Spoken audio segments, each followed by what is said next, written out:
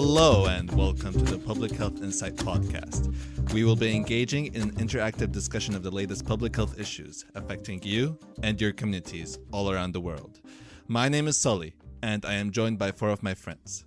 Ben, LaShawn, Gordon, and Will. Before we move on, it is important to note that the views expressed in this podcast are our own and do not represent any of the organizations we work for or are affiliated with. So in this episode, we'll be discussing a commentary from The Lancet titled Scientific and Ethical Basis for Social Distancing Interventions Against COVID-19. This article is in response to a paper published in The Lancet Infectious Diseases by Koo and colleagues, and it assessed the effects of social distancing interventions on the COVID-19 burden in Singapore. Well, you might ask, why Singapore of all countries?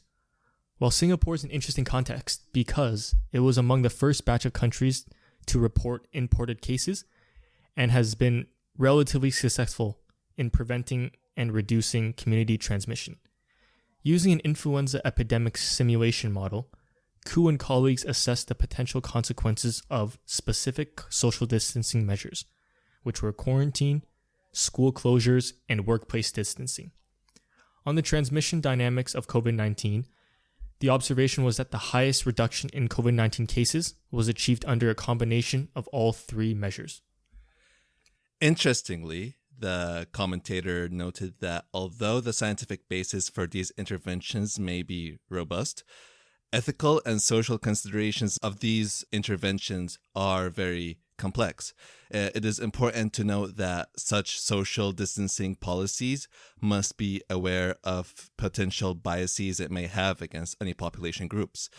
Also, policymakers must recognize that social, economic, and cultural injustices have been perpetuated in the name of public health, and thus learn and avoid these historic mistakes.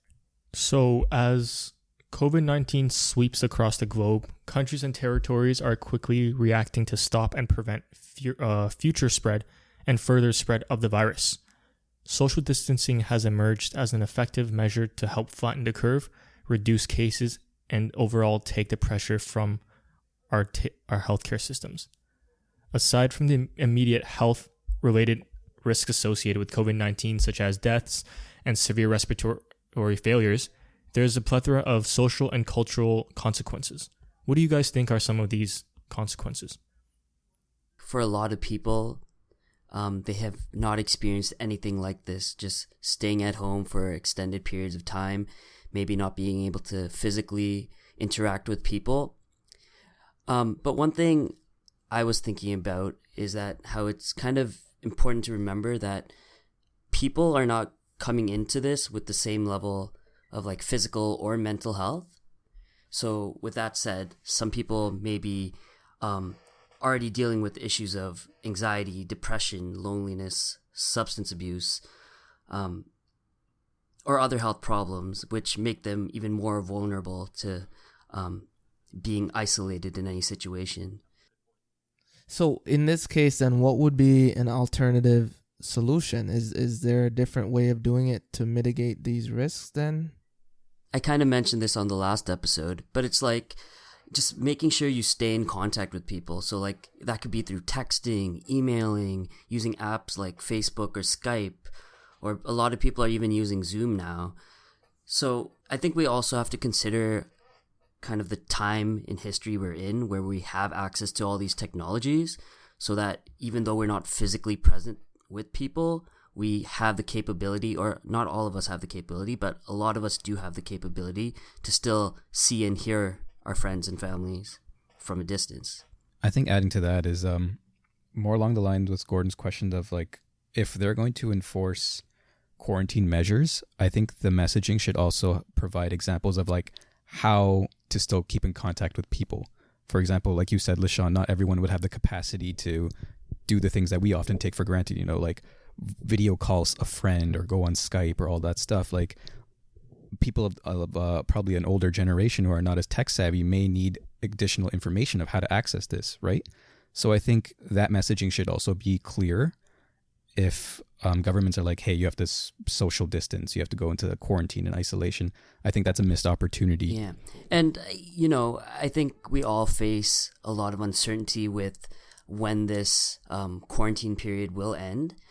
And I kind of did a bit of research, and I kind of looked into some of the studies about social isolation. And what I found, and this is not to scare anyone, this is just to kind of say what's in the literature about being in social isolation for long periods of time. Being in social isolation for longer periods of time come with the risks of higher risks for heart disease, depression, dementia, and even death. But with this in mind, many of the social kind of contact you can make with people during this time, so using Skype, texting, calling people, it acts as a buffer against these negative effects. Can I challenge you on that for a minute? Sure. So there was in the States when, as everyone knows, schools have been closed in a lot of parts of the world, right? So some jurisdictions or states or counties, right? So their school systems have been moving to an online platform to basically ensure that kids still get their education while they're not allowed to go to school. But what they were finding is that there's some low-income families that don't have the infrastructure in their homes to essentially deliver these online courses, and then you get into these whole equity issues. So while we're making recommendations about how to stay connected with their families, some people realistically don't have those tools to do that. So then, which brings us to the point of this whole episode, where social distancing has a lot of ethical consequences as well as equity consequences, and that's something that maybe is not being addressed. I don't know what you guys think. No, I agree. I don't think it's being addressed at all. Not that I've heard. There's a lot of vulnerable populations out there, such as the homeless people, incarcerated individuals, the older population, or disabled individuals, or even undocumented migrants. These people are at these kind of risk where, policies that government put into place may disproportionately affect them, and they may not have the resources to maybe be in a safe place or even have the opportunity to establish social contact with people through the technologies I mentioned earlier. Yeah, and that's a very good point, because when policymakers are designating essential services and deciding which services should be opened or closed, it is very important that they ensure these closures do not disproportionately affect the marginalized and those populations at risk. For example, in certain provinces across Canada, there were cities where they considered closing liquor stores. And this would have been a very terrible decision from a public health perspective, because it goes against the public health concept of harm reduction and can create another set of public health challenges during the COVID-19 pandemic. Will, would you be able to just maybe explain the concept of harm reduction to our audience? So one of those kind of services would be something like the safe injection sites, right? Right. Maybe I can chip in here. So tagging on to the safe injection site point, the reason or the reason harm reduction strategies have been implemented in some cases is because when you have people who are addicted to drugs or habitual drug users that use IV drugs, in some cases they share needles and reuse needles. So in this case, you can transmit bloodborne diseases, and this put this vulnerable population at higher risk of needing to be hospitalized and even death. So in this case, a harm reduction strategy, as weird as it might sound to a lot of people who might not be familiar, would be to give them clean needles so that at least that problem is averted. So a question, in light of what's happening, how would you account for these harm reduction programs and the accessibility to them? I do know that I think it was Doug Ford that was recently holding a press conference. He did mention that these safe injection sites will be open and still running during this period of time. So that's just I guess, one measure that's in place to make sure that individuals who use these facilities are not just shut out of them because of what's going on with COVID-19. An interesting spin on this topic as well is that we're talking about the physical sites themselves for harm reduction and the inability of people to access them due to quarantine and whatnot. But when we're talking about addiction and the people who it affects, I think with the whole social isolation aspect of it, we're kind of missing the conversation of how social connection is also used to beat addiction. Like if we look at Portugal, who decriminalized illicit substances, and then they brought in measures to help people, connect with society, these individuals who undergo addictions. Social quarantine and isolation completely goes against that, right? There's more pressures on them to go for these illicit drugs. And then if you take away the harm reduction sites as well, I mean, they're in a worse situation than ever. Like, how are we able to support them? Like, for example, if we're talking about alcohol, one of the criticisms is that the LCBO is open. And then you could obviously just take a joking stab at that and be like, we still need alcohol despite us, having to close down non-essential businesses. Yeah, I mean, you could look at that perspective. But at the same time, we should also look at this subset of the population that literally has nothing anymore. Cannabis stores are open too. Yeah, exactly. They can't go to their AA meetings. They can't hang out with their friends who have, suffered through the same experiences that they have, that they lose that sense of relation, right? So that's probably a significant consequence to this. And to add on to that, I mean, these are people suffering from addiction are usually people who already don't have the infrastructure to deal with this, with social distancing, like the technological infrastructure, because of, their economic status. Yeah. Yeah, it goes back to the point that Gordon made. So just to bring it back to mental health, because it's all mental health and substance use and addictions are all interrelated.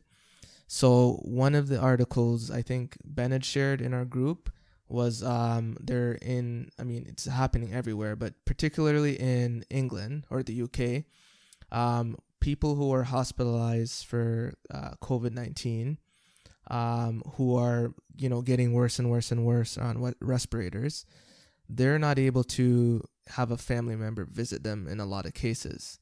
So what's happening now in across the world is a lot of people are dying alone, and there's a lot of toll that takes on the family of the deceased person. So that's another aspect to this social distancing thing that we have to consider. Definitely. I also want to get into maybe we kind of are seeing in the news more and more of profiteering and companies raising their prices of essential goods or essential goods. How do you think that impacts individuals of lower socioeconomic status? That's a really good point, LaShawn. I believe that price gouging definitely affects individuals who are of lower SES more than those of higher socioeconomic status. So let's take this hypothetical scenario as an example. All right. So for example, if a store was pricing a bottle of hand sanitizer at $30 or $40, and someone of higher SES, if they came into the store looking for necessary supplies, because they have the money or are more willing to pay this increased price, they can buy it and they can take it home and use it. But for someone who's of a lower SES, they may have a lot of struggle with this decision, because not only do they have to account for food, they also need to account for rent and other essential services or healthcare products, which, given their lower SES, they might not have the capabilities or the resources to be able to buy everything. Another thing that and I know in Windsor in particular, Windsor, Ontario in Canada, and probably some other cities as well, the public transit system is being shut down because that can be a hotspot for crowding. But often there's a lot of people that rely on these not only to go to work, because a lot of workplaces are closed obviously, but to also go to get the stuff that they need, whether it's groceries and things like that, who maybe can't afford delivery services from, those Skip the Dishes and other apps like that.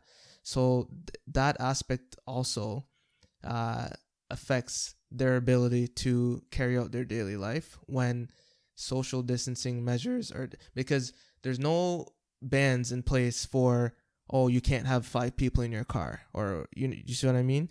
Whereas, and people, and that's for people who can afford a car, whereas public transit systems are getting shut down, and there's a lot of people who rely on that for their well-being. So I just wanted to point that out.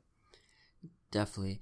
And I also think that a lot of the sports that is not going on anymore, so like the NBA is closed or postponed, NFL, NHL, a lot of people actually like use that as a way of coping, So with that going down, people are going to have to temporarily go without that to help them get through certain things. You know what I was wondering too, not to get too dark, right? But I'm wondering too, we're talking about, okay, just daily essentials of life, right? But what if we come to a point where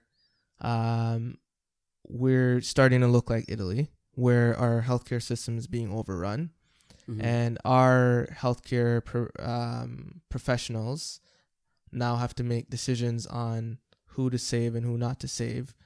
If for example, if you're people in poverty tend to have worse health outcomes in general before even before COVID-19. So now if person A and person B come into the hospital at the same time and there's only one bed or one respirator, you almost wonder if that's going to play into the decision on who to save. Because if they have an underlying medical condition or a health status that makes them less likely to survive, now they were not discriminating, but they're going to be disproportionately affected by these health outcomes. So I just wanted to point that out. You know what? Just add on to that point is that you said that not to discriminate, but I think it's exactly that. Like, even if an individual comes in from a lower socioeconomic status, like there is already significant discrimination against those individuals in the healthcare system, right? It doesn't matter if you have a more complicated health status profile. For example, you have different comorbidities. A physician or a clinician may look at that and be like, that's a tough call. Maybe someone with less comorbidities would be an easier case to save, right? That may be the decision that one faces. But before they even come through the door, before they even get through the first initial 5 minutes of that appointment, I think the discrimination of the healthcare system has already put that person as an disadvantage, which is shown in the literature, right? So you have the quarantine putting pressures on individuals. Then you have already existing problems that we had in our structures putting pressures on individuals. Everything turns out to be much exacerbated by the social distancing. So as we can see, as policymakers are often put into these difficult situations when deciding whether to implement these measures or not, when it's the right time to kind of start having these lockdowns, when to emphasize social distancing interventions.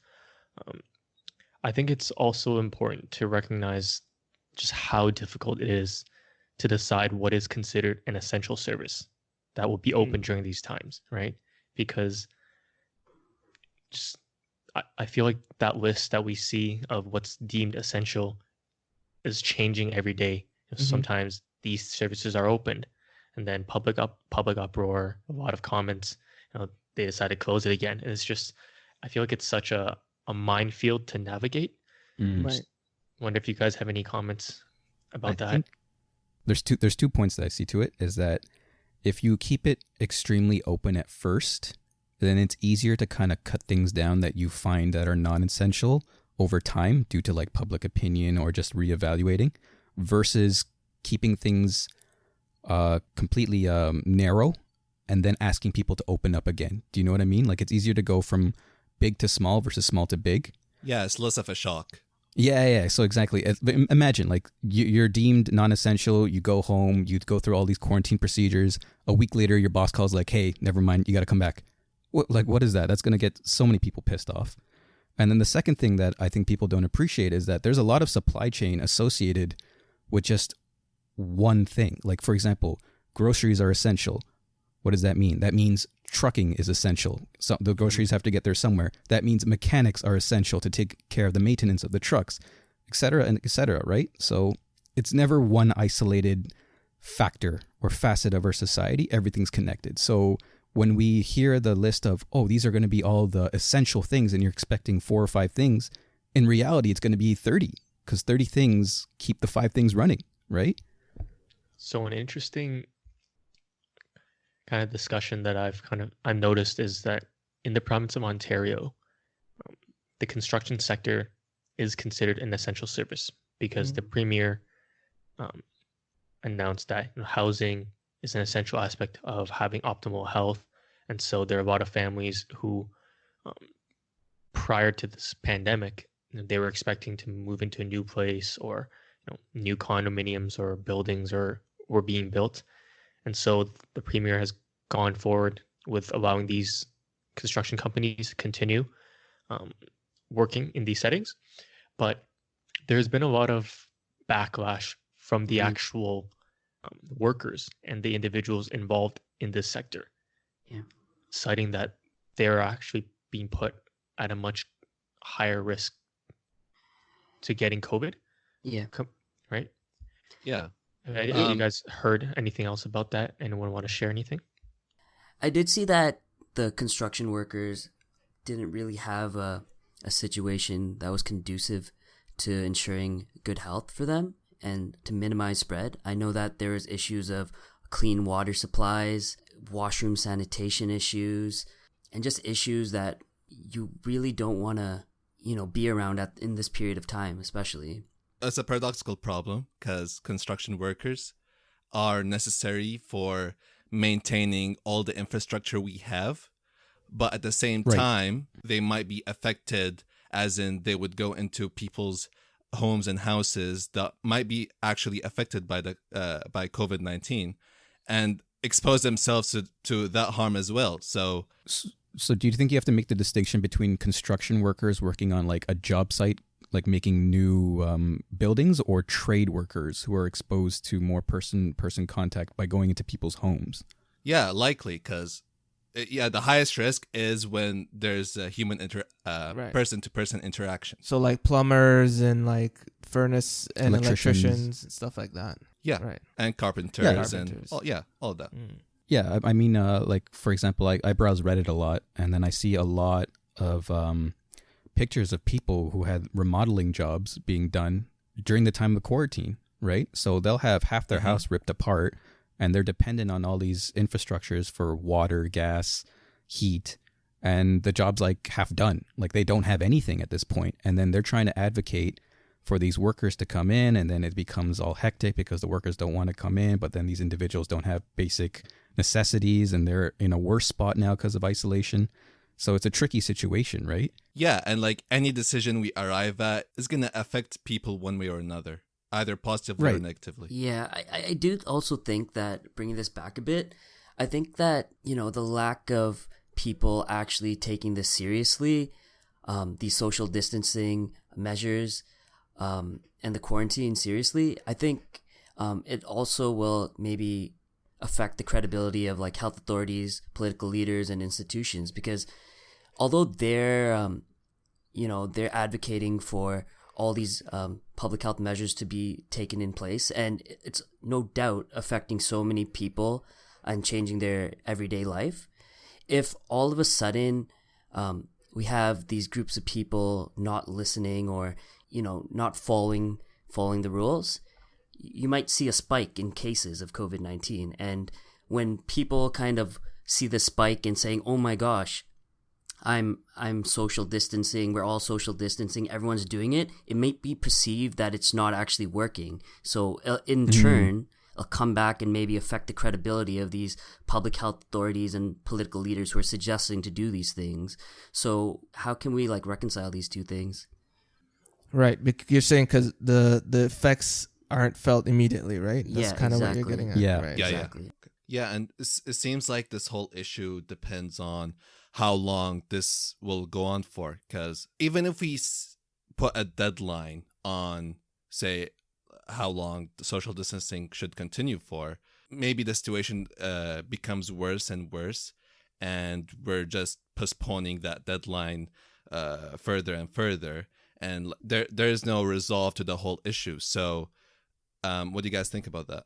I think that goes back to last episode's point, is that we have to have some sort of financial consequence to it, because everyone has a breaking point in terms of patience, you know? Like, you can only be in isolation for so long, and if you're following the news and you're getting updates that, like, cases are still going up, you're going to be like, hey, screw it, I might just go out because it's not helping, right? Is that kind of what you're trying to get at? Yeah. One strategy for this is to communicate the information to the general public, right? In a way that they can understand. Is reminding them that these social distancing measures that are being put into place, the effects of them aren't going to be felt tomorrow. We're putting these in place so that in 2 weeks, in 3 weeks, cases don't spike. Right. And I think certain news outlets or certain briefings by politicians, policymakers, they mention this, and I find it very important that they do mention it, that the cases that we are seeing right now are results of exposures 2-3 weeks ago and before we implemented these social distancing measures. Yeah, Nice. It's especially hard because the population in Canada is so big, right? And you want to implement measures that are specific to your community, your province, or your jurisdiction, right? So it's just important that policy makers and officials just maintain the public's trust by using evidence-based interventions that are transparent and using fact-based communication while doing so. But to counter that, I mean, there's always been a distrust of science prior to this whole COVID thing, despite bringing out evidence and fact-based. You know, science was sneered at prior to this. So it's only because we have mass panic or that people have suddenly become more trusting of individuals. Look at the anti-vax population.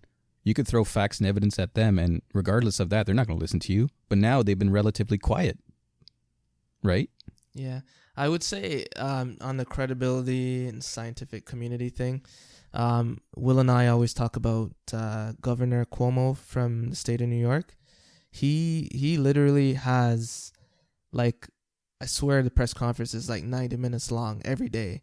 And the man will go through, he has like a PowerPoint that he puts up on the screen, like you can watch it on TV, and he goes through like everything to explain it in like the simplest way possible. And he talks very slow. And like what I found, like he's gotten a lot of positive reviews because when he's talking, he says, okay, I'm going to give you the facts. And when he's done with the facts, he says, okay, and then these are my opinions of what's going to happen. So then people know, okay, this is based on the scientific advice that he got. And then this is his maybe wishful thinking at the end. But he makes a clear distinction between the two of them. So do you think that the messaging has to be more clear? Because it's been a bit confusing because we had first flatten the curve, then we had plank the curve. Right. I don't know what else is going to happen to this curve at the next point. So Ben, like I know what you're talking about, and I know they're introducing the whole concept of maintaining your bubble and don't break into other people's bubble now. But I think that's just a result of this being an ongoing, evolving process. And right. So to keep up with that, they're evolving new measures and new strategies to kind of combat that. And like in terms of kind of mixed messaging, it's kind of hard because as you noticed with some of the briefings by Justin Trudeau, every day he seems to come out with a new measure that he wants to put in place. And I think that's kind of difficult, right? So every day we're getting this, these new measures that are going to be put on place on X date. But I think that kind of contributes to the confusion. On the positive side, though, gradually implementing these measures and interventions is actually, prevents mass panic. Panic and then like just general shock. Yeah. So, but what I wanted to say though is back to Will's point about, I think the problem is there's been, and like, again, I am not the one making these decisions, and I imagine talking about them is easier than being in the room making the decisions. So I want to put that out there. But I think one of the problem is, I think there's been a lot of miscalculations along the way. You're relying on people to make the right decisions, potentially jeopardizing the lives and health of other people. And tying it back to what Will had mentioned about, when we're seeing today, for example, today is, March 28th. So when we see things like, there were 1,000 cases today, as Will said, those cases could have been around or symptomatic as long as 14 days ago. So when we're reacting to today's news, if you're in politics or decision making, you're already 2 weeks behind. So I feel like when measures are put in place, tomorrow we didn't see people doing the social distancing, that should have been done 2 weeks ago. So you're always gonna be behind. And I think maybe there's a little balancing act that they were trying to do with not completely destroying the economy. Maybe there were other considerations that had taken place. So I think maybe that was why, maybe they weren't as forthcoming from the beginning, throwing all their guns at it, or why they haven't used their full legislative power from the beginning. So I think... seems their decisions are more reactive than preventative. Right, because you know what I mean? Like, I'm not the one making decisions, but when they say, we're making decisions on a minute-to-minute basis, it shouldn't be. What you're getting briefed on today, and I know it sounds like some futuristic weird movie, but what you're getting briefed on today is something that happened 2 weeks ago. So you have to foreshadow 2 weeks into the future and make a decision based on that, not that, today we had 1,000 cases. That shouldn't be the case. So that's one thing I disagree mostly with how it's been handled. Mm-hmm. Yeah, that's a good point. So today we've discussed kind of some of the social, economic, cultural, ethical considerations and consequences that might come from measures such as social distancing. But I just had a question I wanted to throw it out to you guys as well as our listeners at home. You guys don't have to give me an answer right now. You can if you want. But it is that should we as countries that are dealing with COVID-19 right now, should we follow what some of the places like Singapore and South Korea are doing by moving from a defensive approach of social distancing to a more offensive approach of doing intensive testing, quarantining, contact tracing, etc.? Because I named these two countries because they are examples of countries that have not implemented a national shutdown, right? But they seem to have contained the situation for now, right? Mm-hmm. Mm-hmm. So, what do you guys think? So I'll just go first real quickly. So like you mentioned, there's the key component early on in a pandemic outbreak is testing, because in order to avoid wholesale shutdowns, you ideally want to know everyone that is sick or potentially going to get sick, right? So if these, and what we've heard from Canada and the United States and other countries, is testing was a major problem early on. So the decisions and again, we talked about being 2 weeks behind. So the decisions that are being made now have to prevent something from happening 2 weeks from now.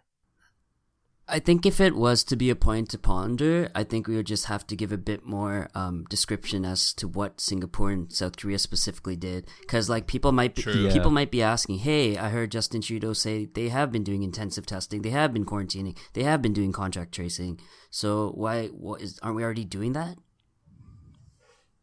Yeah, like what contextually has Singapore have in their infrastructure that may be different than Canada is what my brain is getting to. Like, for example, Singapore, to me, when I think of it, is a super strict country that focuses on being clean. Like, you spit out gum there, and you're getting fined like $1,000 or something. So I don't mean to hijack. Yeah, no, go ahead. So as Will was mentioning before, what were the three measures again? Quarantine, intense testing, quarantining, contact tracing. There we go. So that's your answer right there. Early on in the outbreak, all of these measures were explored and implemented in a multiphasic way. Whereas in the other countries, it was more reactive. Let's do this now. There's 2,000 cases. Okay, let's use measure 2. Because remember, the point of this whole study that we're talking about is that when implemented together, you have the greatest effect. And in other places in the world, it was not implemented at the same time. Thank you very much, Prime Minister Trudeau. Thank you. And if you're listening, come home. Come home. Oh, is that what he said? He has another one. Let me be very clear. If you've just returned from abroad, you must stay home and isolate for 14 days. This is not a suggestion. But even that, like, you ideally would have wanted to implement this when you're repatriating people. Yeah. Or when you're telling people, because now it's like, oh, you're reacting. You're always reacting. Okay, you heard that 1,000 people didn't go. Now we put this law in. You need to anticipate at any time in history, you never have 100% of people that listen. Never. It never happens. Yeah, it never happens. So maybe that's part of why certain countries were more successful too, right? Maybe in Singapore, South Korea, China, at some point it just wasn't a choice anymore. It's like you go this or you have penalties. So this episode focused on some of the unintended consequences of social distancing, but we want to emphasize that social distancing is an effective measure to prevent the spread of COVID-19, and we all encourage everyone to do their part to ensuring that the population can stay healthy. Cheers. Remember, public health is a field of inquiry and an arena for action to improve lives one population at a time. This has been the Public Health Insight podcast. If you've enjoyed this episode, please drop us a like and follow us on Spotify, Apple Podcast, Google Podcast, or your podcast platform of choice. You can also send us your questions, comments, and suggestions for discussion topics at thepublichealthinsight@gmail.com. Thank you for listening, and we'll see you in the next episode.